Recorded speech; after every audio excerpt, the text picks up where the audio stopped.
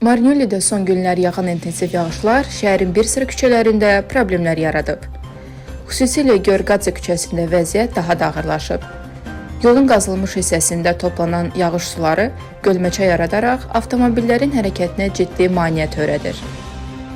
Sakinlərin bildirdiyinə görə son 2 gün ərzində artıq 5 avtomobil həmin çuxurlarda batıb. Bugün isə Ford markalı yük maşını qazılmış yerdə yaranan gölməçəyə düşərək hərəkətsiz vəziyyətdə qalıb.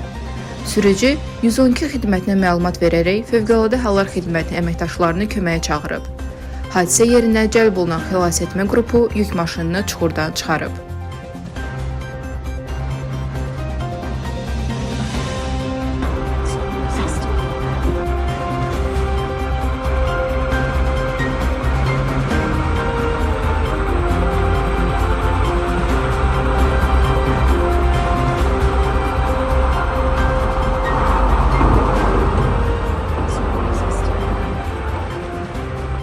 Sakinlər uzun müddətdir bu problemlə üzləşdiklərini bildirirlər.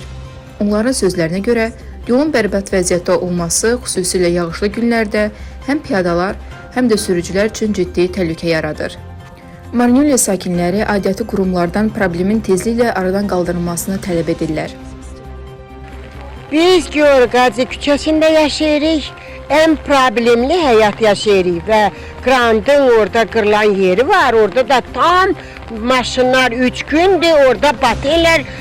Bizə də narahatçılıq olur. Bu məsələyi həll eləmək lazımdır. En ağır həyat yaşayan adamlar kənd yerində belə yaşaya bilmir. Belə yaşayış yoxdur. Bizimki en ağırdır. Vapşı küçədə axşamüstü işə çıxmaq mümkündür, yıxılarsan işə çıxanda. Bax, belə yaşayırıq. Yağış yağanda en güclü problemlər məhəllədə keçid mümkün deyil. Keçmək mümkün deyil.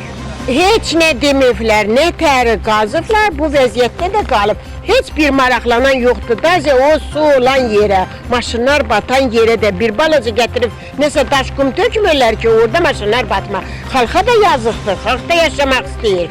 Xalqın problemini həll eləmək üçün istəyirlər bu deputatlar. Bəs bu deputatlar handadır bu xalqın problemini bu qədər çətinlikdə yaşayan insanlar? 5 ay olar bu yolun vəziyyəti bugündədir.